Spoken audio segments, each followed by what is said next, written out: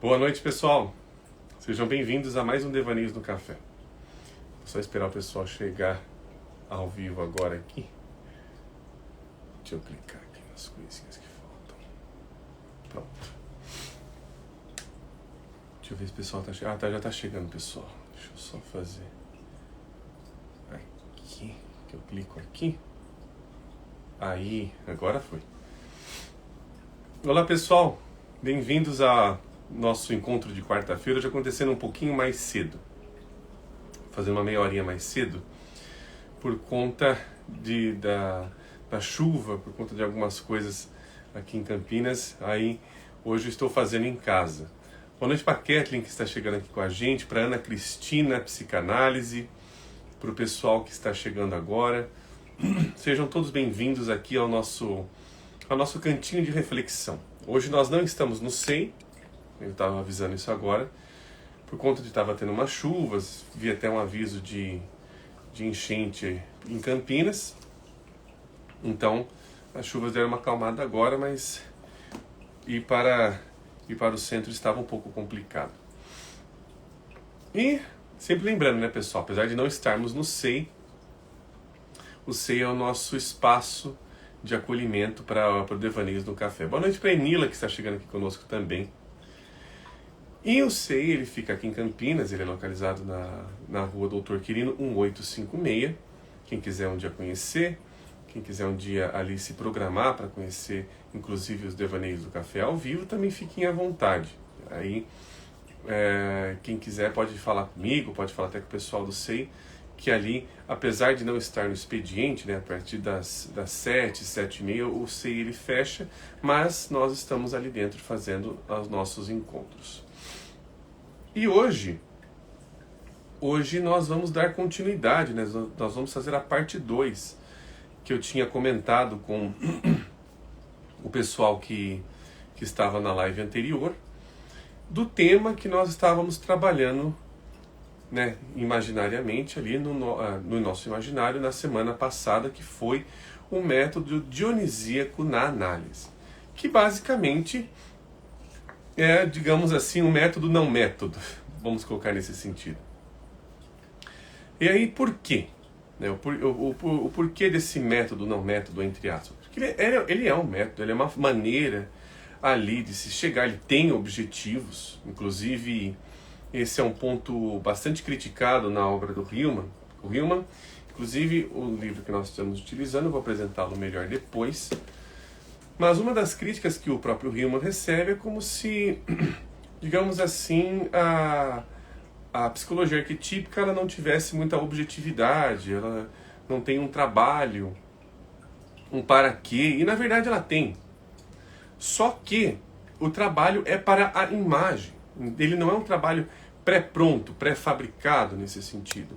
Ele é para a imagem que aparecer, para uma imagem arquetípica, para ela criar uma consciência de si mesma. E isso envolve todo um trabalho de imaginação e uma linguagem e uma narrativa que também se aproxime de uma narrativa que a imaginação oferece. E hoje nós vamos falar um pouquinho mais sobre isso, por isso que eu estou falando sobre esse tema dessa forma. Boa noite para o Vitor, que está chegando aqui conosco. Boa noite, poetizos. Hoje nós vamos, inclusive, tentar ter olhar esse poético, né? Em todas as lives nós tentamos fazer esse olhar ser transmitido para cá. E o que acontece? Pegando, inclusive, eu acho que eu vou até pegar um outro livro, que ele tem uma referência importante. Deixa eu só pegá-lo aqui atrás. Eu mexi no tripé, mas ele não... Pera aí. Deixa eu arrumá-lo aqui. Aqui. Aí.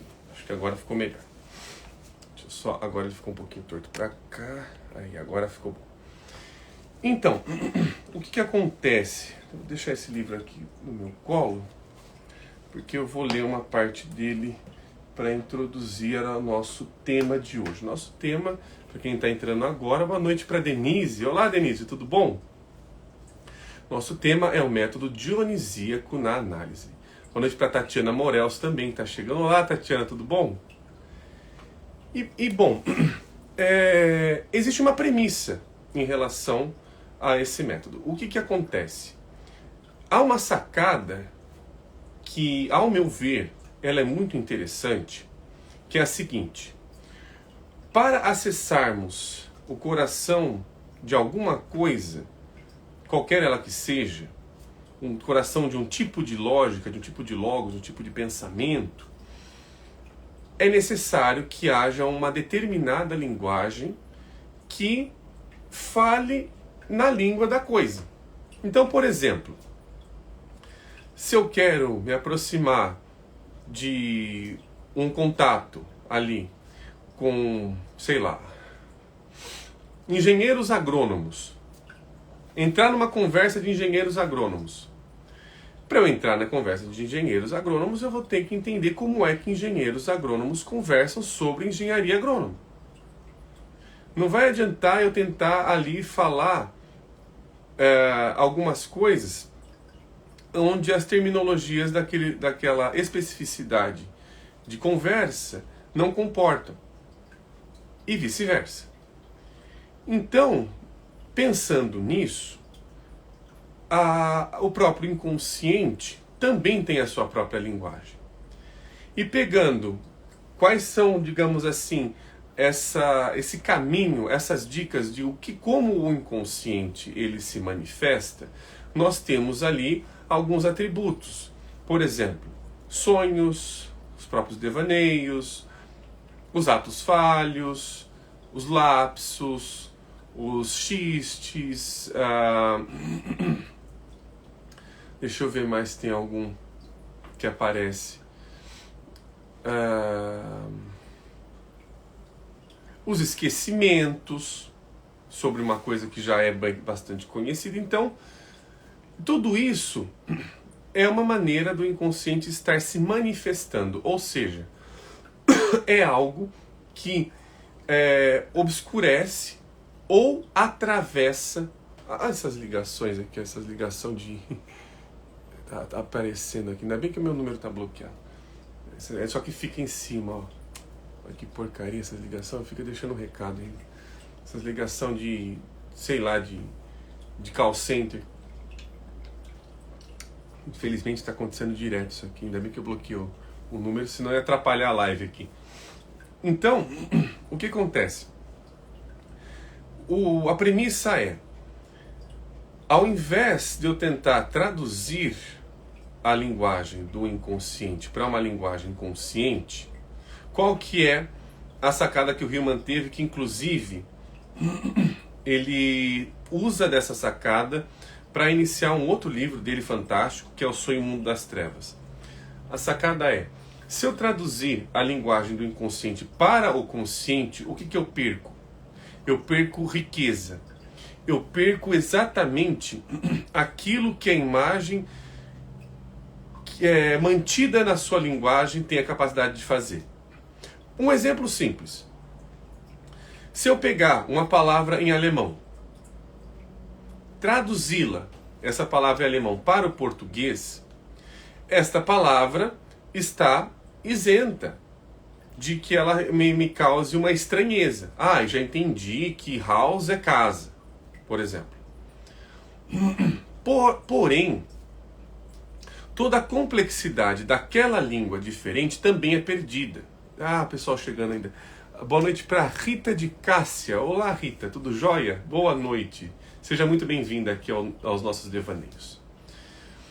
Então, prosseguindo, inclusive, uma coisa que eu descobri hoje, que eu achei muito interessante, é que, por exemplo, uma palavra bastante versátil, bastante imagética, que inclusive dentro da língua alemã tem, que é um Heimlich, né, que é o medonho, que é o estranho, por aí vai e tal. Ele não tem apenas uma conotação. Ele tem uma conotação positiva e negativa ao mesmo tempo. Como, por exemplo, às vezes um Heimlich, é como se fosse uma coisa do tipo, puxa, isso é grandioso, isso é fantástico, isso tem uma conotação ali de um superlativo, no caso. Né? Isso é demais, tal. E tem a questão do um Heimlich como ali o medonho mesmo, né? Como é traduzido o infamiliar. Né?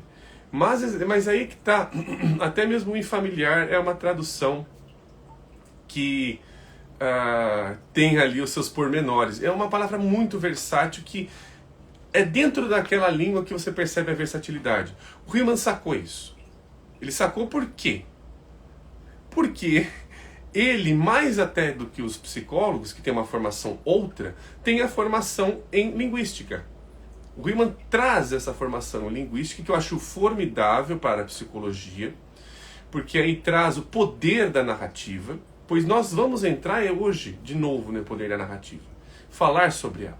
Ou seja, toda a complexidade dessa palavra acaba reduzida para uma coisa muito conhecida, quando, na verdade, ela tem muito mais versatilidade dentro da sua própria casa, dentro da língua alemã, dentro de uma conversa em língua alemã. Um comentário aqui do Vitor. A terapia literária consiste em desarrumar a linguagem a ponto que ela expressa nossos mais fundos desejos. Interessante, Vitor. Quem que é essa referência? Você colocou entre aspas? Eu não conheço, mas interessante. Porque é exatamente isso, né? A linguagem exatamente nos coloca no campo do outro. O Lacan percebeu isso de uma forma mais semântica, inclusive, e o Hillman percebeu isso de uma forma mais imagética. Então são bases diferentes. Não se segue a mesma base nesse sentido. E o Hillman, ele também vai bebendo das potências de narrativa. Ou seja, ele vai fazendo alguns estudos que vão ali trazer necessidade de, bom, que tipo de narrativa, que tipo de esclarecimento as coisas nos fornecem. E ele vai perceber que, bom, nós temos exatamente qual que é essa posição, essa transposição de passar algo inconsciente para o consciente, de traduzir, por exemplo, um Heimlich para medonho. Isso é o que faz uma visão mais apolínea. O Apolo é esse deus ali que ele traz um tipo de esclarecimento que me afasta do que me é estranho. Me afasta do que me, digamos assim, me é tão desconhecido. Porém, não é bem por aí também. Por quê? Porque até o próprio Apolo é irmão de Dionísio. Ou seja, tem uma coisa ali na própria linguagem muito clara que tem alguma outra coisa ali que não está tão explícita assim. Então, sobre isso, eu peguei uma referência aqui para nós introduzirmos, antes de entrarmos na nossa leitura sobre Dionísio, novamente, né, análise dionisíaca, eu trouxe aqui, eu fiz uns grifos, deixa eu ver aonde que ele começa. E pessoal, esqueço de falar, quem tiver algum comentário, podem fazer igual o Vitor fez aqui. Podem escrever o comentário aqui nessa caixinha ou fazer aqui nesse balão de interrogação. Fiquem à vontade que aí, ao longo da live, eu vou fazendo algumas pausas e vou conseguindo ler. Então a gente vai conversando, a gente vai fazendo esse diálogo aqui. Deixa eu ver onde que ele começa. Se é aqui atrás.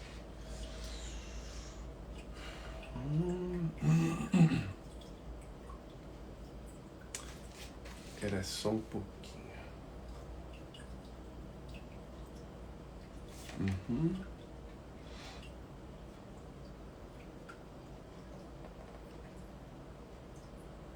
Tá. Aqui tem uma introdução. Deixa eu ver se eu vou ler isso aqui, mas eu preciso da parte que ele fala. Deixa eu ver se tá aqui. Tá, isso daqui ele vai falar de novo. Mas tem uma parte, será que tá mais para trás ou tá aqui?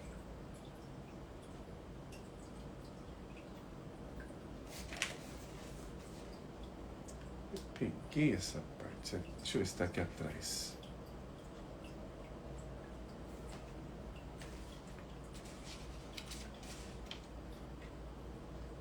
Nessa aqui eu já li, inclusive numa outra live.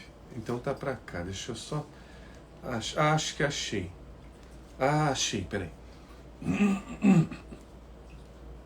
Achei. É aqui, ó. aqui. E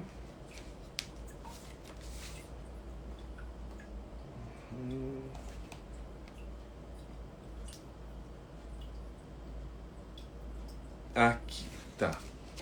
Acho que já me localizei, agora estou me localizando melhor.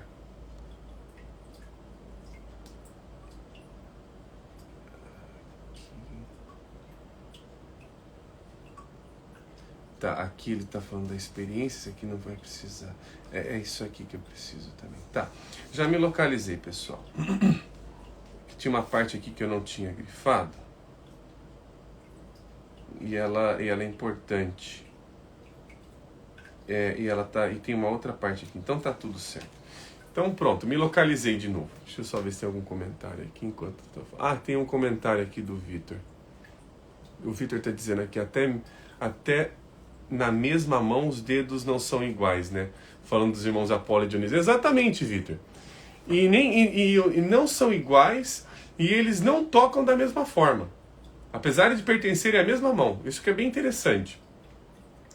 Um pianista diria isso muito melhor do que eu. Provavelmente ele diria o quanto isso é muito melhor do que eu. Então cada dedo tem a sua particularidade, apesar de estar relacionados no mesmo lugar. Entre aspas, né? Mas eles têm as suas particularidades que se relacionam. E se interrelacionam também. Bom, para a gente aqui abrir um pouco o nosso olhar para esse diferente em nós, eu peguei aqui um trecho do Revendo a Psicologia que ele fala aqui, o Hillman, sobre um subcapítulo chamado A Visão das Ideias. Nesses subcapítulos aqui, ele vai dizer o seguinte, esse aqui eu já falei já numa outra live, só estava me localizando, ele fala uma coisa bem interessante aqui. Eu só vou ter que falar esse parágrafo aqui, vou ter que começar esse parágrafo aqui, ó.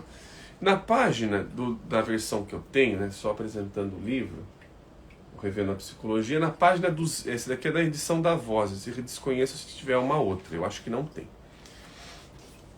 Na página 243, no último parágrafo, o Hillman ele vai dizer o seguinte: nossa palavra ideia vem do grego eidos, que significa originalmente no pensamento grego antigo, e de acordo com Platão a usou, tanto aquilo que se vê, aparência ou forma num sentido concreto, quanto aquilo por meio do que se vê. Nós as vemos, as ideias, e vemos por meio delas, ou seja, é como se tivéssemos ali um tipo de olho, que eu estou vendo o olho e o olhar daquele olho ao mesmo tempo. São inseparáveis. Eles se apresentam juntos. Aquele olho é assim porque vê assim, vê-se assim porque esse olho é assim. Então, é uma conjuntura. Isso é o que traz a ideia platônica de eidos. Ideias são tanto a forma dos eventos, sua constelação neste ou naquele padrão arquetípico, quanto o modo que torna possível nossa habilidade de ver através dos eventos seu padrão. Através de uma ideia, podemos vê-la passando diante de nós, como numa parada. Aquelas paradas de rua, no caso, né? A conexão implícita entre ideias com as quais ver e ver as próprias ideias sugere que, quanto mais ideias tivermos, mais vemos. E quanto mais profundas forem estas ideias, mais profundamente vemos. Isso também sugere que ideias engendram outras ideias, gerando novas perspectivas para vermos-nos e para ver o mundo. Ideia é o olho da alma. Em outras palavras, é o olho daquilo que está imaginando daquela forma, a alma da coisa.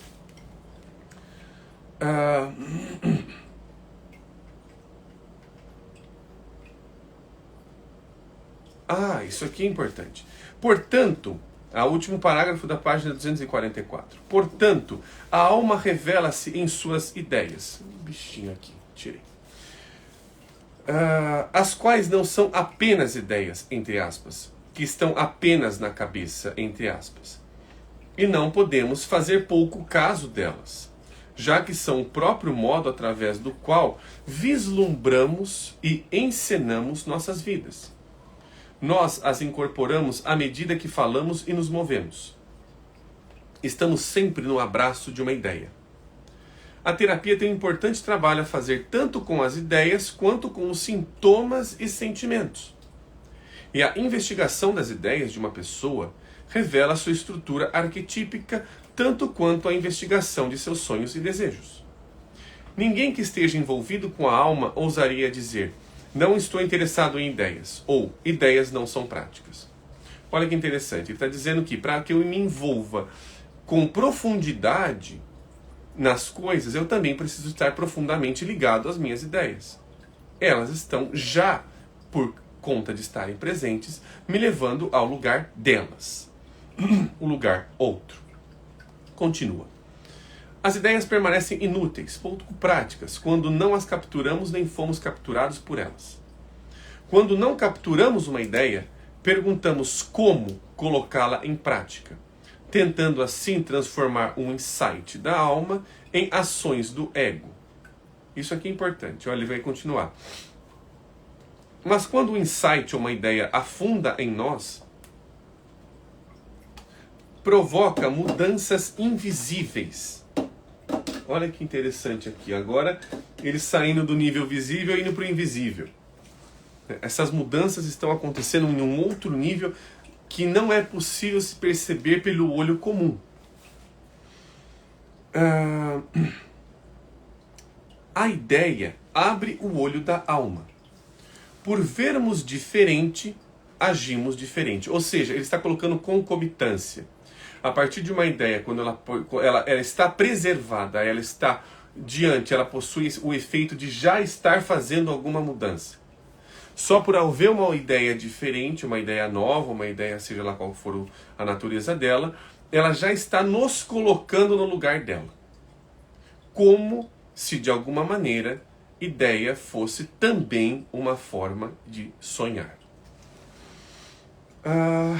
Onde eu parei? Aqui. Então, o como já está implicitamente cuidado. Como desaparece à medida que a ideia mergulha dentro de nós. À medida que refletimos sobre ela, ao invés de sobre como fazer algo com ela. Isso é o que ele está dizendo, é basicamente, a partir do momento em que nós estamos trazendo algo novo, algo diferente, algo desconhecido, e a primeira pergunta a ser feita, a primeira preocupação a ser relevante é: o que eu faço com isso? Eu já estou criando uma barreira para que isso pare de fazer efeito em mim. Ele está dizendo que aí torna-se ação do ego. E a ação do ego é ir para o mesmo lugar. É voltar para as mesmas questões, para a mesma forma de vivência das coisas. Pausa para comentários e perguntas. Júlio Gomes. A estatística aqui é demais. Só cai em temas interessantes. Que bom. Que bom, Júlio. Que ótimo comentário o seu. A Denise. Rhodes. Peraí, ele fica subindo esse negócio. Rhodes, e quando ocorre uma fixação em uma ideia específica? Não seria um adoecimento? Então, Denise, esse é um ponto interessante. Essa é uma pergunta interessante. Porque o que acontece? O adoecimento aí no caso, nesse sentido, é da ideia ou é da forma com a qual eu trato essa ideia? Que era exatamente o ponto.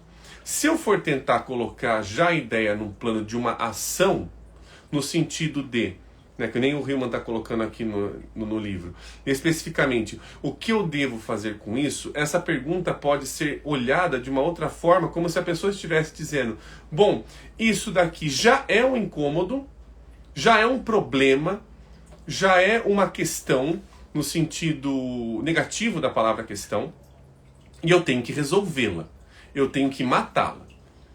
Bom, Édipo nos ensina muito bem o que acontece se a gente mata a esfinge. A gente perde contato com o inconsciente. E aí, Denise, eu vou usar uma tirinha da Laerte que eu acho fantástica em relação à possibilidade outra de se lidar com isso. Tem uma tirinha da Laerte que é uma tirinha bem famosa, que é mais ou menos assim. Acho que pelo que eu lembro de cabeça, tá? Era a esfinge falando: decifra-me ou devoro-te. Aí tem alguém que pergunta ali para ela, qual que é a charada, né? Qual que é a questão? Aí ela para e olha para ele. Mas isso não é uma questão, isso não é um problema, isso é poesia. Olha a troca de olhar. A frase é a mesma, a forma daquilo se apresentar é a mesma, só que o que muda, na verdade, é a ideia. A ideia o que muda é o tratamento de acordo com aquilo que está sendo apresentado. Que, na verdade, sim, é a ideia. Então, se eu estiver olhando de uma perspectiva do que fazer com isso, sim, é uma perspectiva. Se a gente for pensar que toda perspectiva que fica altamente preocupada consigo mesma, fixada em si mesma, é uma perspectiva mais adoentada, sim. Mas a partir do momento que eu posso tratá-la como um diferencial, uma coisa nova, algo que eu nunca tinha escutado antes, ou algo que eu sempre escutei, mas entendi uma coisa diferente agora, nesse sentido, ela já começa a fazer algum efeito dentro da própria consciência. O que a consciência tenta é: opa, isso aqui não pode aparecer não, hein? Isso aqui me ameaça. É o que o ego faz. O ego constrói muralhas, o ego constrói divisórias, para que exatamente ele entenda que daqui para cá sou eu, daqui para cá é você. Ele não consegue criar, digamos assim, frestas. Inclusive, um dos próprios desafios da análise é criar um ego que tenha mais portas e janelas. Porque ali algumas coisas diferentes podem entrar. Agora, se eu tenho que ficar criando cada vez mais barreiras, aí fica um pouco mais complicado. Aí o adoecimento costuma realmente ganhar mais espaço. Deixa eu ver se tem mais algum comentário. Inclusive, Denise, tem uma parte que o Hillman fala sobre isso, dessa maneira de se ver, que é essa daqui, quer ver? Ó? Tem um parágrafo que ele fala aqui, ó. Por exemplo, aqui na página 244, ele vai falar aqui, ó. Antes considerávamos o mundo plano e agora consideramo-lo redondo. Antes achávamos que o Sol girava em torno da Terra e agora vemos que a Terra gira em torno do Sol. Nossos olhos e suas percepções não mudaram com a Renascença. Aqui ele está falando do olho literal, praticamente. Mas nossas ideias mudaram. E com elas, o que vemos. E nossas ideias mudam quando mudanças acontecem na alma. Pois, como disse Platão, alma e ideia referem-se uma à outra. Porque uma ideia é o olho da alma, abrindo-nos através de seu insight e visão. Então, é exatamente isso. Não é só uma questão de inverter a relação. É o Sol que gira em torno da Terra, a Terra que gira em torno do Sol. Não, isso muda uma maneira de se relacionar com o mundo. Eu me relacionar com o mundo de uma forma que ele é plano, eu vou viver num mundo plano. Se eu me imaginar num mundo redondo, eu vou viver num mundo redondo. Então, o que acaba acontecendo? Quanto mais eu conheço o outro, ou quanto mais interesse eu tiver em conhecer o outro, mais ele me revela coisas que eu não sei. O interesse está aí. A gente vai saindo de uma impossibilidade. E é por isso que tem essa relação Apolo-Dionísio. Porque o Dionísio já estava ali. A Terra gira em torno do Sol, o Sol gira em torno da Terra. Ou um gira em torno do outro, vai saber também. A questão ali é uma mudança da ideia. isso muda também a forma como a gente calcula alguma coisa, como a gente estabelece a nossa própria ciência. Então, essa mudança dionisíaca também contribui com uma mudança apolínea, dessa ciência apolínea. Um não vive sem o outro. O problema é quando a gente vive que só tem um ou só tem outro, sem perceber que a gente vive também num plano de ideias nesse sentido. Então, eu não sei se consegui ser muito claro nesse sentido, mas eu tentei aqui dar uma ilustração. A Enila: vivemos tempo em que somos influenciados por imperativos como não pense nisso, mude seu mindset, tenha autocontrole, como se fosse possível calar a psique. Tempos complicados, né? São tempos aí onde não são nem só imperativos, né? São quase que palavras de ordem, aí, no sentido de um literalismo. Eu acho que aí entra a questão do literalismo, porque ao invés de eu perceber que ali a pessoa está falando sobre uma fantasia dela, é como se alguém falar para mim que viu uma coisa de uma outra forma, está ameaçando a minha vida. Está ameaçando a minha estrutura. Então eu tenho que ali expurgar qualquer tipo de ideias contraditórias ao que uma posição mais normativa estabelece. Aí sim, aí está tentando calar a psique, mas aí ela fala por outros meios, né? Ela fala sempre por meios onde ela tem a sutileza. De novo essas ligações aí de, sei lá, de presídio. Toda hora tá ligando esse negócio. Aqui o Júlio falando: o que eu devo fazer com isso acho interessante, pelo ponto da resolução, porque a ideia causou um abalo no que chamamos de ego, e buscaria de volta a sua estabilização.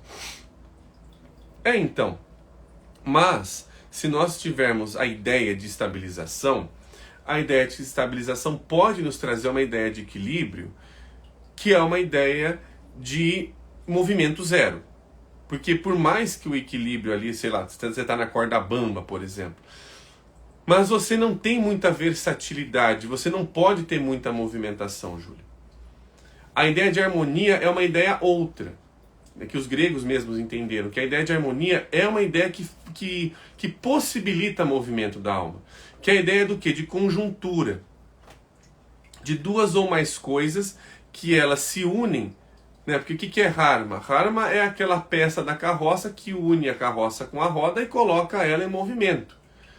Então a ideia de harmonia é colocar alguma coisa em movimento. A ideia de estabilidade não, é tirar o movimento de alguma coisa. Porque o que acontece? Se você for pensar, inclusive, dentro de uma crise, de um momento de crise, alguma coisa se abalou. Mas exatamente por conta da própria consciência habitual estar abalada, se eu puder acolher este abalo e não tentar curar esse abalo, pode ser que eu perceba movimentos diferentes acontecendo na minha vida em relação à própria percepção. Puxa, sei que essa pessoa era assim, mas ela é assado também. Não quer dizer que invalida a minha primeira visão. Não quer dizer que invalida o que o ego estava vivenciando. Porque esse é o medo que o ego tem. Mas introduz uma coisa diferente na ideia que o ego tinha como sendo o absoluto. E cada coisa que acontece como nova, que entra, causa um abalo. Vide aí como qualquer novidade ela é tomada como um risco, né? Tem até uns memezinhos, né, de resgate de como foi imaginada na época a introdução da energia elétrica. Hoje em dia, se tinha energia elétrica, não tinha nem estaria aqui conversando agora. E tem lá umas pessoas se enroscando num fio, tomando choque, caindo em cima de carro e tudo mais. Então, as ideias novas, elas causam abalos psíquicos. Só que exatamente esses próprios abalos é uma possibilidade de também trazer à tona riscos, de deles serem também ali refletidos. O problema é quando eu preciso colocar tudo, absolutamente tudo, dentro de uma ação mais factual, de uma determinada forma já pré-estabelecida. eu deixo de ter relação com esse diferente. Esse talvez seja a questão que a gente está tentando trazer aqui. Pergunta do Vitor. Para a vida anímica é possível tornar o deserto habitável? Mas o deserto já é habitável. Talvez tenha criaturas lá que eu desconheça. Né, Vitor? Se a gente for pensar, o deserto, né, se a gente for abrir lá Discovery, deserto do Saara, você percebe que tem um monte de vidas diferentes da nossa habitando aquele lugar. Uma vida que se camufla na areia, uma vida que consegue aguentar aquele calor. Mas não é a minha. Agora, quando eu tento trazer a minha vida habitual para morar no deserto, aí, claro, aí a coisa é diferente. Mas até nisso, se a gente for trazer como uma metáfora ao deserto, tem até o próprio livro do Pequeno Príncipe, né? O aviador lá que se perdeu no deserto. Lá ele encontra, o que é interessante do Pequeno Príncipe, é que o aviador está no deserto, está ali preocupado com a vida dele, se ele vai morrer, se ele vai sobreviver, se ele vai conseguir sair de lá, preocupações da vida. Chega ali uma criança que sabe-se lá de onde que é, obviamente que a gente não está falando de uma criança real, tá? Não é nesse sentido, mas ela aparece de uma forma bastante presente, bastante insistente. Ela não deixa nada acontecer enquanto a demanda dela não for atendida. Então ele chega lá: oi, tudo bem? Me desenha um carneiro. Porra, mas o que esse menino quer com de carneiro? Me desenha. Eu tô tentando consertar o avião aqui, tô morrendo no deserto e vai lá o menino vindo para desenhar um carneiro? Sim. Porque essa é uma necessidade que não é da sua vida, é da sua alma. Essa necessidade da alma eu só encontro exatamente o que a gente está colocando aqui, em momentos em que o ego está, de alguma forma, não conseguindo mais colocar as coisas na sua própria ordem. Ele percebe que ele está num outro lugar. O deserto é habitável por seres inimagináveis aí no caso. Quem queria adivinhar que teria uma criança no deserto, né? Claro que isso tudo é uma metáfora, tá, pessoal? Aqui é a Tatiana. A maneira de olhar pode modificar o que está sendo visto. É concomitante. Eu acho que o que o Hillman está trazendo é que é inseparável a forma do que eu estou olhando do que o olho que está vendo. E claro, o olho que está vendo pertence a um determinado personagem. O Pequeno Príncipe tem, né, pensando ali em personagem, o Pequeno Príncipe tem preocupações muito diferentes do aviador. Mas por ele ter preocupações muito diferentes do aviador, uma preocupação outra entra em cena. E se eu desenhar um carneiro? E se eu me interessar em desenhar um carneiro? E se eu me interessar ali? Porque o que acontece? Olha que interessante.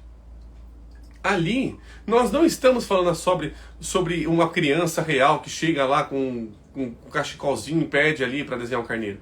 Nós estamos falando de uma necessidade da alma colocar a sua imaginação em atividade através da imagem de um desenho.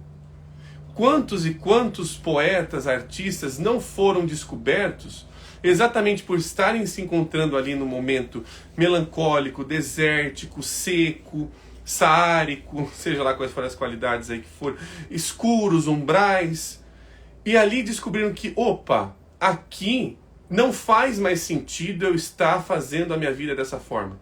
Inclusive, uma curiosidade, se a gente for pegar um exemplo um pouco menos radical e dramático, acho que o primeiro ou o segundo cara que venceu o Masterchef, esses Masterchef de cozinheiro amador, eu não vou lembrar o nome dele agora, mas eu sei que o relato dele, ele era um cara que ele trabalhava numa agência de publicidade e ele entrou numa crise, e essa crise ele ficou em casa, ele não sabia o que fazer e começou a cozinhar. Cozinhava, até que alguém falou pra ele: olha, você cozinha muito bem. Você nunca tinha cozinhado, você cozinha muito bem. que tal você fazer tal outro prato? E ele se desafiava até que um dia alguém falou, pô, você cozinha bem demais, vai lá no Masterchef. Fui lá no Masterchef, papapá, e ganhou o Masterchef.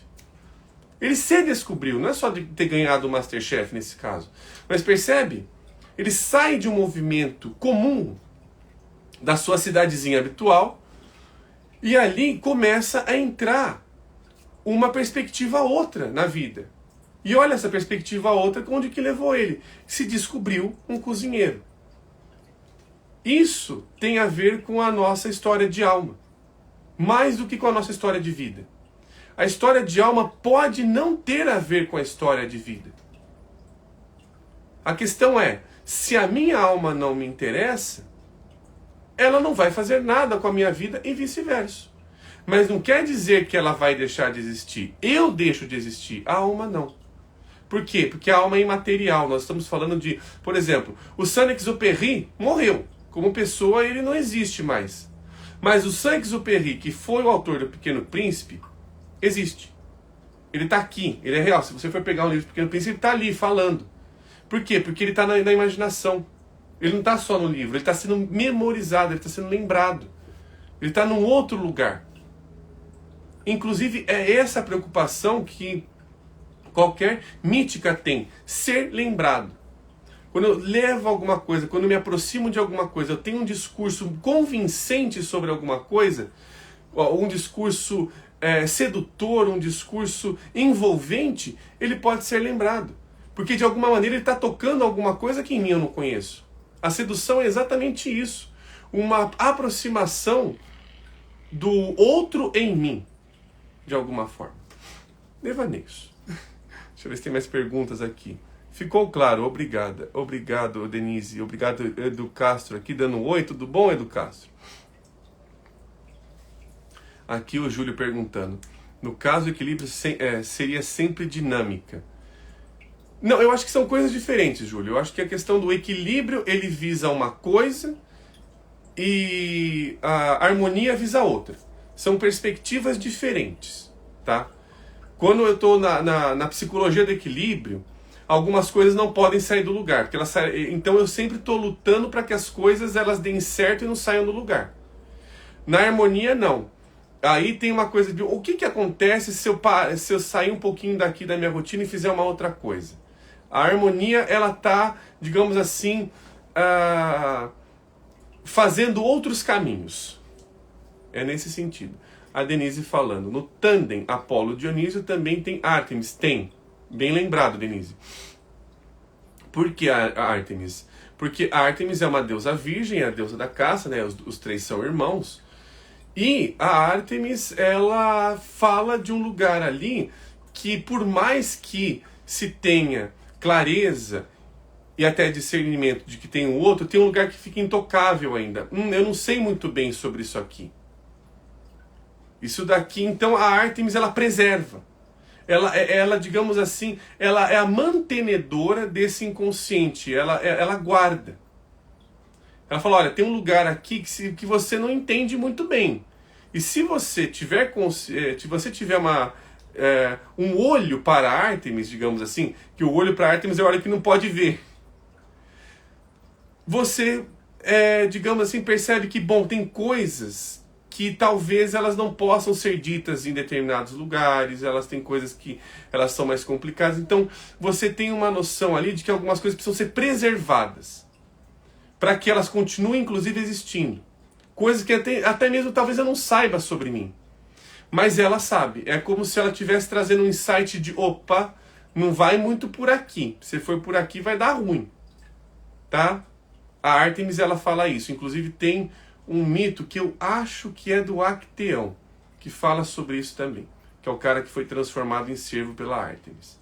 Mas muito bem lembrado, Denise. Deixa eu ver se tem mais questões aqui. As provocações estão indo longe. Vitor, ou seja, precisamos voltar a vender arte na praia. Não, aí é outra coisa, Vitor. Aí é já o ego colocando a solução. O ego já está indo achando que tem que, né, fazer outra coisa. Não, ele tem que ficar com a própria vida. É importante estabelecer o que ele teve para a própria vida. É que ele não percebe isso na própria vida. Então o outro em mim é, isso daqui que eu estou trazendo você tem isso, mas você não está dando muito valor para isso. Então tenta ver por aqui que você consegue ver por cá também de novo. Mas aí é um pouco mais complexo, depois a gente pode falar mais sobre. Deixa eu ver se tem mais comentários. Acabaram os comentários. E bom, deixa eu ver se eu terminei. Nossa, como foi? Nossa, passou rápido, meu Deus. Eu nem entrei no livro. Caramba, só fiquei nas ideias. Que olha só como puxou, as ideias puxaram a gente aqui. Meu Deus. Ó, gente, eu não sei se vai dar. Era só para fazer uma introdução, já está quase no fim da live. Não que não tenha sido, né? Eu acho fantástico essa dinâmica, mas já está quase no fim da live. Meu Deus, agora que eu percebi o tempo. Bom, pessoal, eu vou tentar ler um pouquinho do Ficções que Curam, que era o livro que eu tinha guardado para hoje, mas eu acho que o que acontece? Eu tinha mais um negócio para ler aqui. Então acho que, não sei, parte 3... Vamos ter que fazer parte 3 aqui do nosso tema, porque eu nem cheguei a entrar aqui nas considerações do outro livro. O que vocês acham, pessoal? Só para ir me programando para a semana que vem, porque semana que vem também tem uma curiosidade, tá? Semana que vem é o Devaneios no Café número 50. Será o nosso 50º encontro. Olha que data fantástica, nós estamos aí há o quê? Mais de um ano juntos. Que coisa fantástica. A Denise falando sim. Sim é o quê? Pra gente fazer a parte 3, Denise? Então, me conta que pode ter parte 3 com vinho. Então, o problema é que eu não posso tomar vinho no café, Tatiana, porque lá eu vou voltar dirigindo. E aí, o que acontece? Não posso beber, infelizmente. Mas a gente pode fazer uma comemoração depois. Pode ser. Faz uma live comemorativa, é uma boa ideia. Aqui o Júlio falando, quando bate o Devaneios de Yesod, vai derretendo. A gente vai indo longe, né? Aê, por favor, parte 3. O pessoal tá pedindo parte 3, a gente vai ter que fazer parte 3. Mas essa é a intenção do Devaneios, pessoal, tá? Independente da gente seguir aquele livro ou não, seja lá o que for, a intenção é devanear. Mas é claro, a gente não está devaneando jogando conversinha fora, né? Falando blá blá blá e tudo mais. A gente está aqui devaneando junto com a imagem. Né? Cabalista... Eu não conheço Yesod, Nina. Por favor, me comentem, porque o Yesod eu tenho desconhecimento desta imagem. Por favor, me tragam aqui. Já que vocês estão trazendo outro, então o desconhecido está aqui entre nós. Esse é um desconhecido para mim, o Yesod. Então, live comemorativa com vinho, a Nina fala, aí Nila, vinho para Dionísio. É uma boa ideia, mas aí é que tá, porque vou estar dirigindo, não sei como é que eu vou fazer. Porque o próximo Devaneios no Café, provavelmente eu esteja no SEI. Se tivesse acontecendo em casa, eu estaria abrindo um vinho, sim. É que eu não nem me toquei, é uma boa ideia, pessoal. Vamos ver se a gente faz depois da live 50 um comemorativo aqui, sim. Mas, deixa eu ver aqui. Aqui eu nem sei se eu li esse daqui. Eu nem acabei de ler esse parágrafo inteiro, pra vocês terem uma ideia. Uber. Pode ser, Nina, é uma boa ideia. Pode ser pelo Uber, é uma boa ideia, sim. Mas eu vou terminar de ler esse parágrafo aqui, que eu fiz uma baita de uma introdução. Eu vou tentar ler esse parágrafo aqui, depois eu tento ver se eu consigo pegar um pouquinho do Ficções que Curam. Deixa eu só terminar esse parágrafo aqui, que ele foi bastante ousado. Continuando. Mas, né, estamos trazendo ali como esta ideia é de um outro em nós. Eu acho que essa é uma possibilidade. Ou seja, ideias evocam ideias, ou seja, é um semelhante. Mas uma ideia que evoca uma ideia, ela vai evocar uma ideia diferente, só que no mesmo plano, né, como o Victor falou dos dedos da mesma mão, só que eles se interrelacionam. Um está tocando num lugar diferente do outro, mas juntos. É a questão do Sol para a Terra para o Sol. O que acontece se eu der uma invertida aqui na relação? Né? O que acontece, por exemplo, no mito do Édipo, se seu pai não for seu pai? Se sua mãe não for sua mãe? Como é que muda a coisa aí? Porque o Édipo, ele vai tentando, inclusive, né? Qual que é a posição trágica do Édipo? A tragédia do Édipo é exatamente essa, é de transformar uma ideia numa ação do ego, numa ação prática, e apenas, puramente prática. Não tem reflexão. Ele só vai fazendo, e fazendo ele vai matando o que vier pelo caminho, e vai exatamente afirmando aquilo que ele estava fugindo. Terminando então aqui o parágrafo para trazer mais alguns grifos que eu tenho aqui. Aqui, onde que eu parei? Aqui, ó. Então, o como, né? Ou seja, como se. Esse como que ele está colocando aqui é um como se. Como se fosse o quê? Isso daqui. Então, o como já está implicitamente cuidado. Como desaparece à medida que a ideia mergulha dentro de nós. À medida que refletimos sobre ela, ao invés de sobre como fazer algo dela. Olha a diferença que o Riemann está colocando aqui. Sobre ela, ou seja, eu estou no lugar dela, e não sobre o que fazer com ela, que é o quê? Capturo ela e uso ela ao meu bel prazer. Se eu capturo uma ideia e uso ela ao meu bel prazer, ela já não é uma ideia. Ela está sendo subserviente às minhas próprias causas. Eu já tenho uma causa para uma ideia diferente, ela não tem uma ideia diferente sobre mim, não é uma ideia diferente, eu vou pegar e vou apropriar-se dela sobre aquilo que eu quero dela. Ou seja, não vai sair do lugar. Esse movimento de captar ideias é vertical e para dentro, ao invés de horizontal e para fora, rumo ao reino do fazer algo. O único legítimo como, com relação a esses insights psicológicos, é como posso entender uma ideia. Olha que interessante aqui. Ele está tentando o tempo todo, o Riemann, entrar no plano das ideias, ou seja, no plano das imagens, no plano do inconsciente, no plano da alma. O que a alma quer de mim? Essa é uma outra pergunta que é correlata aqui ao que ele está dizendo. O que a alma quer de mim? O que essa imagem, o que esse sonho, o que esse ato falho, o que esse esquecimento quer de mim? O tratamento é diferente, percebem?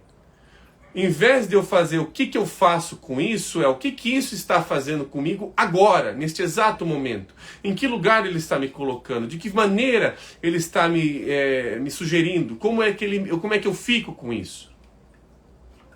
Talvez aí eu esteja exatamente dentro de um tipo de olhar. Tem comentários aqui, deixa eu subi-los para vê-los. Pelo menos eu terminei esse parágrafo aqui. Aqui o Victor falando. Invertendo as coisas quando os gregos viam o sol rodando em espiral. Sim. É uma forma de ver que as coisas ao nosso redor têm vida própria, né, Victor? E o que é interessante é, a nossa ciência apolínea, por mais apolínea que ela seja, e por mais necessária também que ela seja, ela percebe uma coisa importante, que talvez a gente esqueça constantemente, que todo o mundo, seja biológico, químico, físico, seja o mundo astrológico, seja qual for, é um mundo animado por ele mesmo, não por mim. O rio é animado por ele mesmo, o sol, a árvore. Eu não preciso fazer algo para a árvore ser uma árvore. A árvore é uma árvore por ela mesma.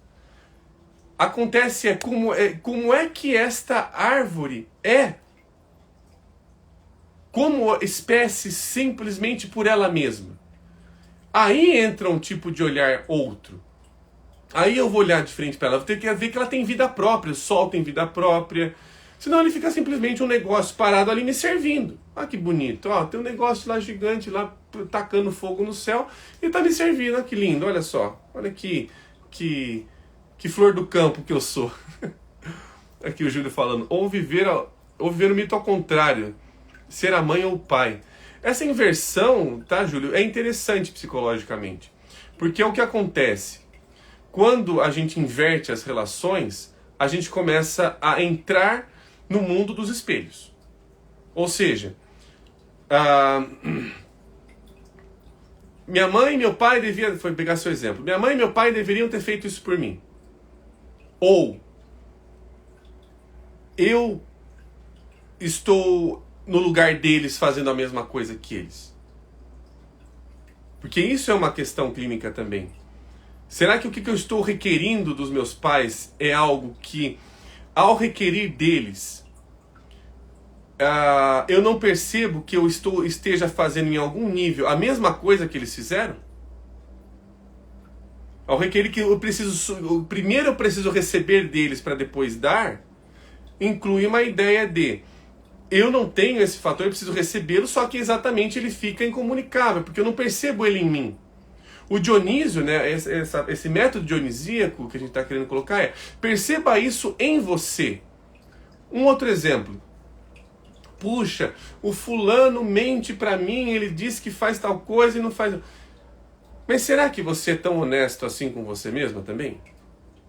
Será que não tem pontos e momentos que você também esteja ali ludibriando, invertendo, mentindo, mas para você a mentira do outro vale porque ele pega num lugar que lhe é sensível e um outro lugar que não lhe é sensível, mas pega no outro? A gente tenta inverter isso. É uma arte, ela é uma elaboração, porque muitas vezes a consciência não está aberta ainda para aquilo. E a gente vai fazendo o quê? A gente vai exatamente acolhendo aquela repetição porque ela está abrindo algum caminho. Se eu não tento resolver aquilo, falo, olha, vamos colocar isso aqui para ser visto, para ser considerado, para ser percebido em que nível que isso possa estar acontecendo ali com você também, aí se torna uma relação. Aí, bom, será que eu também não minto em algumas coisas para mim? Eu passo pano, tal, também é uma coisa dessa, aquela, não sei. Mas é o que geralmente costuma acontecer, clinicamente falando, viu, Júlio? Deixa eu ver se tem mais comentários aqui. O Eduardo, boa. O Eduardo, olá, Eduardo. Boa noite. Que grata presença, Eduardo. Boa. Almanac. Eu gosto também. Me enche de ideias e nunca sei o que querem de mim. A alma é um almanac, né, Eduardo? Ela nos traz ali toda uma possibilidade de um repertório de coisas, de eventos que ali são curiosos, né? Se a gente pegar até inclusive o Guia dos Curiosos, né, que ele era até um almanac naquela época, lá para os anos 90, 2000, aquilo ali era como se trouxesse uma curiosidade. A alma tem curiosidade de saber como as coisas são, até mesmo nas suas coisas mais banais.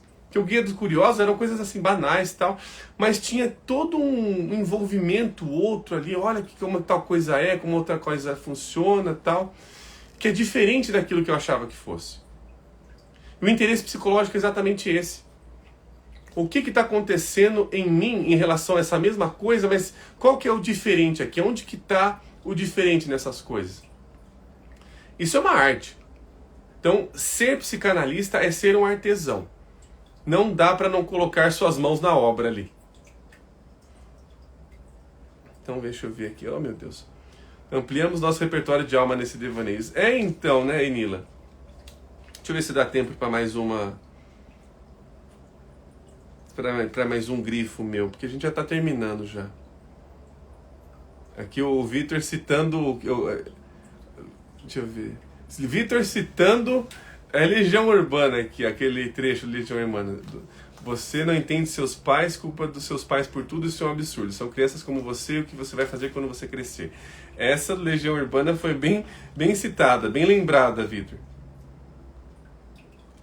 Mais um grifo para nós terminarmos então a nossa live aqui. O último grifo de hoje. E quiçá, um dia, como diria Djavan, a gente volta para o Ficções que Curam, que hoje aqui deu pano para manga pra caramba. Último grifo. Para nós aqui bebermos de novas ideias. Último parágrafo da página 246, Revendo a Psicologia. Elaborar respostas para as questões psicológicas não só empobrece imediatamente o processo de ideação, mas também significa cair na falácia pragmática. Supor que as ideias são válidas apenas por sua utilidade. Essa falácia nega nossa premissa básica, que ideias são inseparáveis de ações práticas. e que a própria teoria é prática. Não há nada mais prático do que formar ideias, tornando-se consciente delas, nos seus efeitos psicológicos. Eu acho que essa frase resume muito bem o que nós estamos aqui falando hoje. Resumiu muito bem, pois é como se uma ideia nova já está fazendo efeito. Ela já é uma consciência outra se mostrando. É a alma se colocando em movimento. Por que uma ideia nova aparece? Porque tem uma alma em movimento. Uma alma em movimento possibilita que uma ideia nova aconteça. O problema é quando essa ideia ela passa por um tipo de crivo de vale ou não vale, através de um crivo mais utilitarista. Não que ela não tenha utilidade, ela tem a sua própria utilidade, mas o utilitarismo é a doença da utilização, ou seja, ela tem que me servir da maneira como eu estipulo antecipadamente para que aquilo funcione. Não que aquilo possa me dizer que tem um funcionamento outro. E esse é um problema da nossa própria ciência atual, porque ela não dá muito espaço de, por exemplo, fazer brincadeiras. Por exemplo, a descoberta do raio laser foi uma brincadeira. E hoje, quão necessário e útil e até quase vital é o raio laser nas nossas vidas, em diversos setores. Mas, se tivesse apenas o interesse de, vamos fazer coisas úteis e necessárias e tudo mais, a gente não teria um raio laser. Que hoje é importante para cirurgias, hoje é importante para qualquer coisa que a gente faça hoje em dia. Né? A gente vê a potência ali da descoberta de um laser. Mas teve alguém que teve que ser disruptivo. Teve alguém ali que teve que dar uma invertida na situação de, bom, a gente não pode só ficar se preocupando com as coisas de uma forma muito séria. Se não tiver alguma coisa que tenha um interesse outro, que é o que inclusive acontece dentro de uma brincadeira, a brincadeira sempre está interessada em uma outra atividade, de uma outra coisa, de uma outra ideia, ela desperta outros interesses, talvez não tenha muito espaço mesmo. Né? Claro que aí foi apropriado e tudo mais, tá, o laser, mas olha como é importante haver espaços. Porque as coisas mais vitais, elas precisam de espaço para aparecer. Sem isso, elas não podem, elas adoecem. E é cuidar das imagens para que elas cuidem de nós também. Mas eu vou ficar mal se eu cumprir o que a alma está falando. Eu não sei. Eu nem dei ouvido para ela. Mas a premissa é de que se eu escutar a alma, eu vou encontrar a mim mesmo.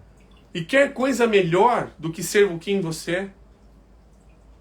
Eu não tenho como ser quem eu sou se eu não escutar a minha imaginação. Se eu não der a devida importância para ela.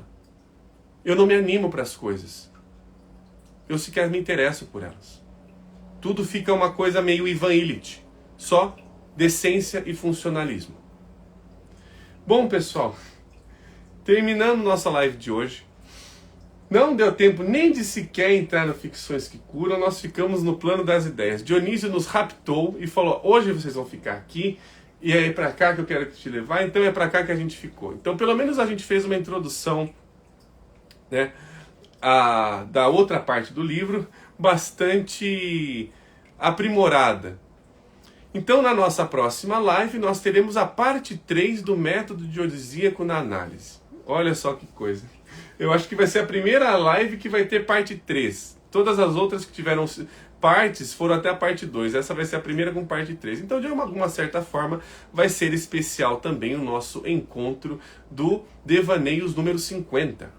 A Tatiana Morels. E abraçar essa complexidade para que seja experimentada toda a sua profundidade. É bem isso, Tatiana. Não tem profundidade sem complexidade. Porque a complexidade é a possibilidade de ver que tem alguma coisa ali mexendo, colocando os pauzinhos de uma forma diferente para que eles sejam ali vistos de outra forma. É a maneira como eles se movem que também se move a própria imagem. Os pauzinhos são os mesmos, mas a movimentação deles traz outras imagens. E a Joana falando aqui, vai ser comemorativa com vinho. Quiçá, talvez tenha vinho. Tomara, vamos ver se vai dar certo aí o vinho. Espero que sim. E pessoal, muitíssimo obrigado a colaboração e a participação de todos. Eu agradeço muito aqui. Hoje foi uma live com bastante ideias ali sendo despertadas, sendo ali alvoroçadas. E nos vemos na semana que vem no Devaneios do Café com a parte 3 do método dionisíaco da análise. Muitíssimo obrigado, pessoal. Até lá.